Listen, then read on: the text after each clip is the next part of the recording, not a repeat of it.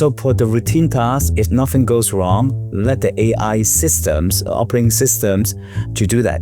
But the human, it become an orchestrator, the conductor. Hey there, this is Delve, the podcast from McGill University where we want to change how you think about management. So the voice that you just heard is Professor Tang, a renowned supply chain expert from UCLA.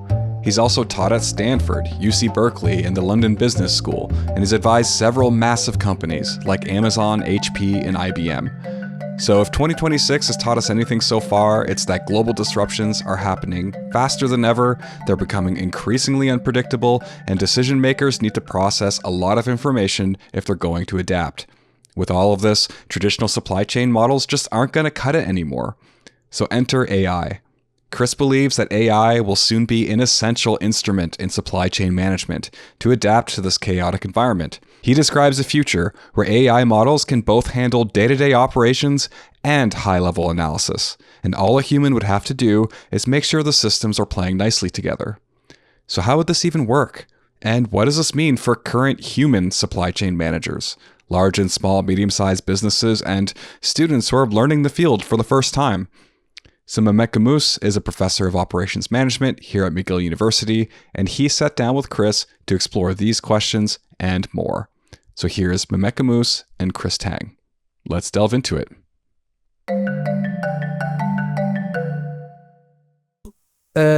Chris, welcome to Delve podcast.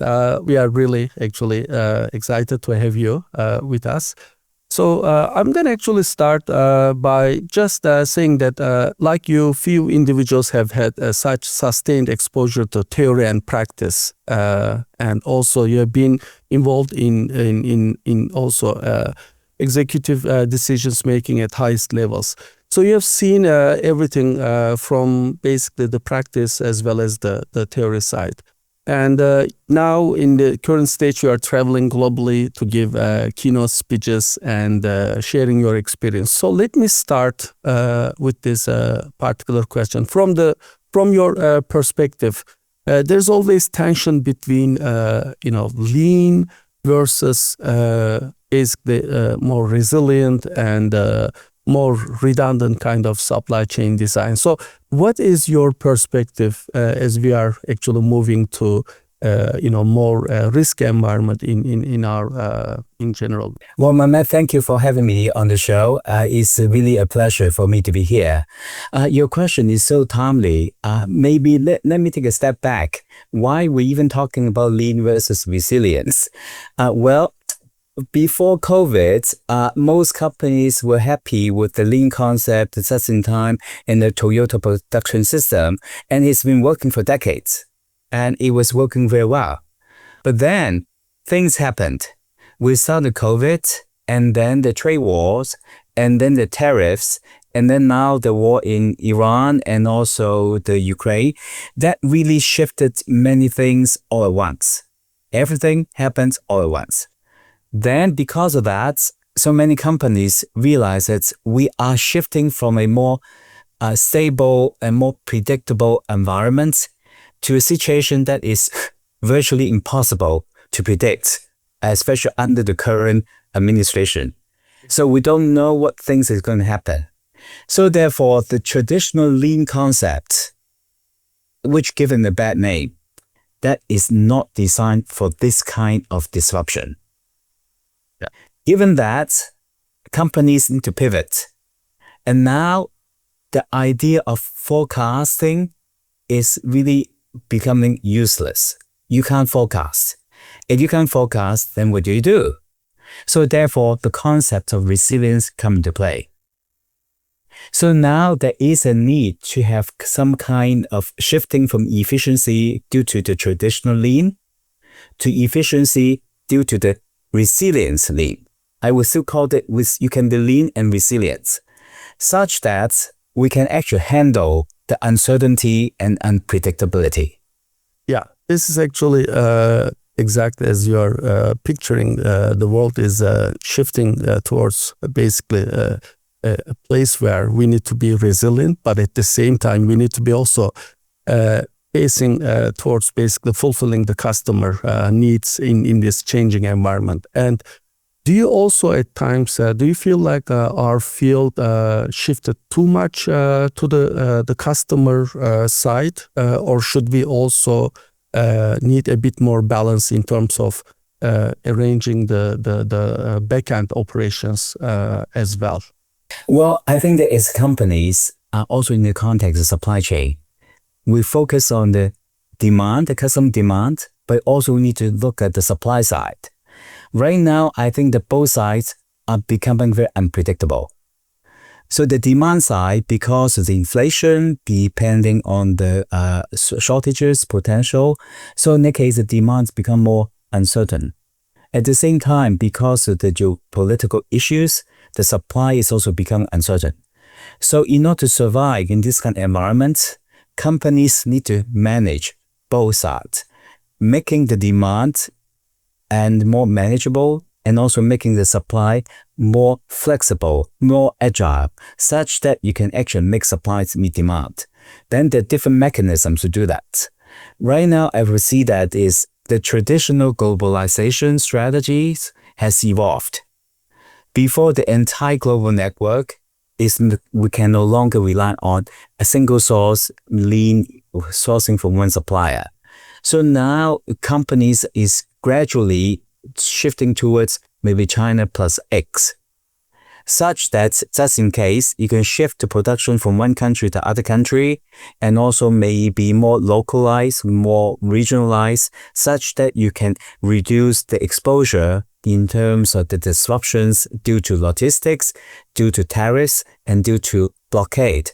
So therefore, the reshoring, friendshoring, all this concept come into play, and then companies need to have a resilience strategy, but at the same time, it also has to be the right amount of lean, such that they can still maintain some cost efficiency. So therefore, right now, many companies struggling with the right balance. I see. So, speaking about this balance issue between the customers and the suppliers, and as you know, we are entering into this different era with the help of the AI and hyper digitization. So, shifting the perspective to a bit like the impact of AI in our field. How do you see these large language models entering into the field of supply chain? Supply chain is changing because of all these reasons, geopolitical issues, unpredictability, climate change, and whatnot. Now, at the same time, in terms of the way of operations is also changing. Before we have a more kind of supply chain, think of it more like functional silos, a more linear space from suppliers and then to manufacturing, to logistics, to distributions, retailing, and whatnot. Now, this kind of process is no longer efficient given the current uncertain, unpredictable climate. So that's where AI comes into play. Because if you rely on different functional silos to monitor what is going on at the demand side, what's going on at the supply side, and try to change how you operate supply chain, is too late. So therefore, the decision-making, detection of the change, and also the decision to making the right information decision must be much shorter. So on this note, I want to say that what AI can do potentially is try to shorten the time between sensing the change to respond to change as quickly as possible. Now, AI is equipped to monitor, to manage, to observe the different elements from the email, from the contracts, from the political situation, from what is on the news or on the social media. They can integrate everything into one as a control tower. They can see everything and then to alert you about description, what is happening, prediction, if you don't do anything, what is going to happen, and also provide more clever in terms beyond the LLM. Now there's some kind of agents, some of the tools can also help you give recommendation. You say, well, Mehmet, maybe you need to reroute your shipments because the Strait of Hormuz is likely to be disrupted. Now you need to figure out ways how to ship your oil out of the Gulf. And also, it's also help you to provide different scenario analysis. They can use digital twin or simulations to simulate different scenarios and then give you the options to see which kind of options could be good, would be striking the right balance.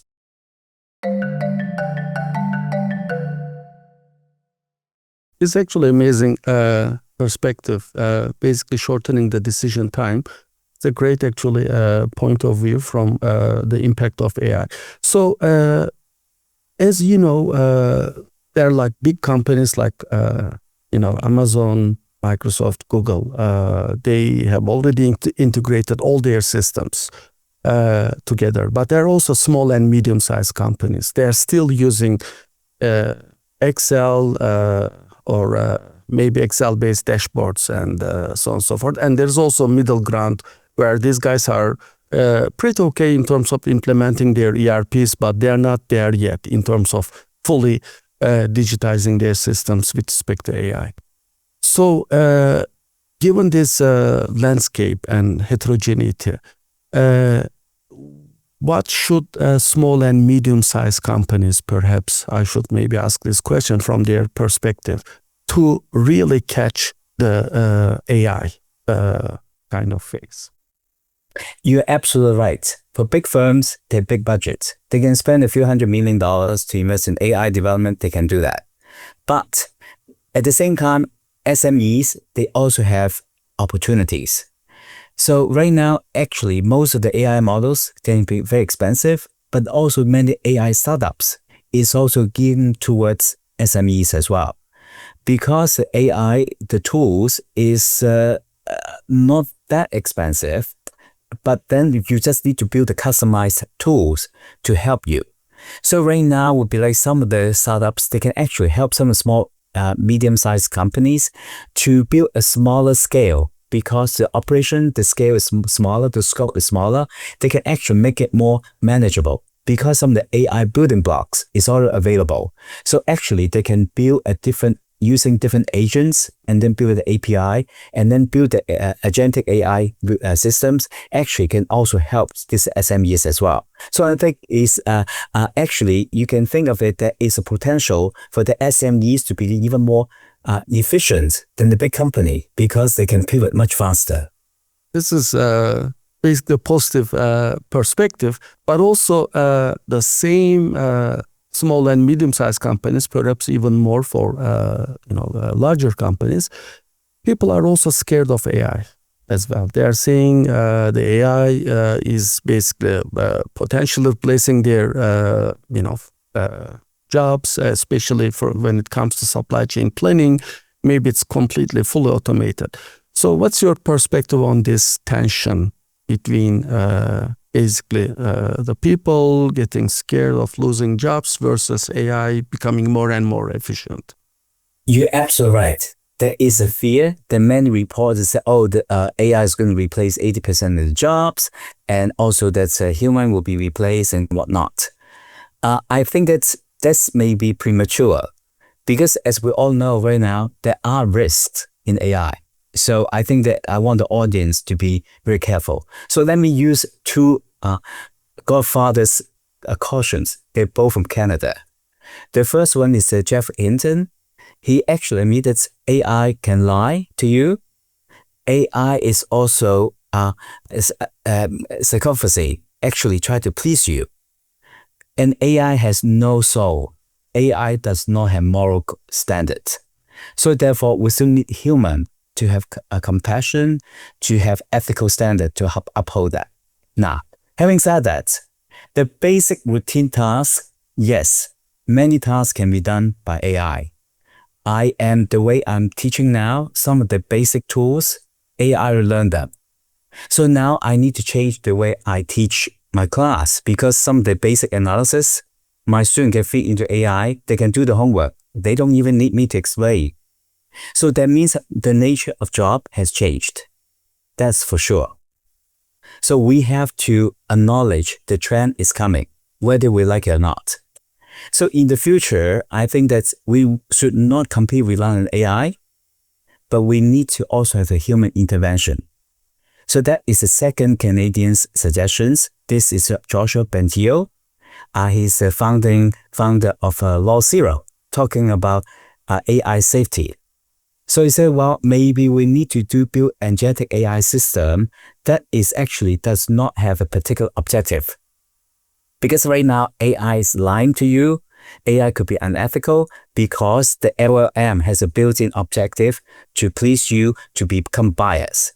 So therefore, if we can have guardrails such that we have human actual interventions, humans actually changing the job, instead of doing the job yourself, you are actually above the AI tools to monitor them, to see if they are actually misbehaving. Is the model generating right output?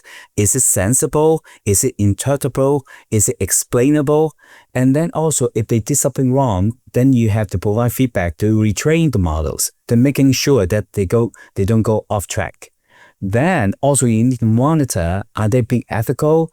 Are they biased? And also actually giving the wrong decisions? They do happen. You need to monitor that. And then also that you need to audit and try to understand under what condition they will go crazy. I see. So you are basically seeing this as it's going to multiply human planners' abilities when it comes to making supply chain decisions. They're going to make it more and more efficient. But at the same time, it's going to create additional, maybe new tasks for the people to learn. And it's going to create its own market that will hopefully expand more need for human-related tasks. We are still not seeing, an example where a fully automated kind of planner makes decision in terms of routing, pricing, logistics planning, manufacturing planning, and so on and so forth. What we are seeing is more like prediction, classification, task completion, or responses. So going forward, do you think optimization, like the core planning functionality from end to end, will it be 100% replaced by the AI also going forward, or is it something that we humans can maintain still a unique advantage over AI? Right now, if you think about AI developments, actually in terms of the description, prediction, and now they could do a little bit more recommendation using digital twin and simulation. And yet, firms have not yet completely delegate to the AI system do it because it has not quite proven yet. But it will be gradual. I believe in the future, some of the agentic AI system, supply chain planning system, is already building up that kind of capabilities. They can have a agentic AI to manage other agents to do the routine task, like vehicle routing, inventory planning, replenishment, automatic replacements, and also automatic process the purchase order, automated payment. So in the case, they can integrate all this together really quite efficiently for the routine task.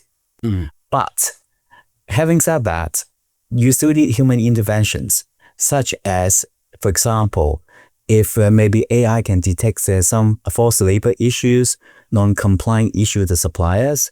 Now that AI does not have a soul, does not have the moral compass, then it requires human intervention. So you continue to contract with these suppliers or not? Now this one requires human intervention, right? So therefore, you still need human in the loop to manage it. So for the routine tasks, if nothing goes wrong, let the AI systems, operating systems, to do that. But the human, it become an orchestrator, the conductor, to orchestrate all the AI systems as well. Are they really doing the right thing? Is something, you send you alert to say, hey, this one is a bit off.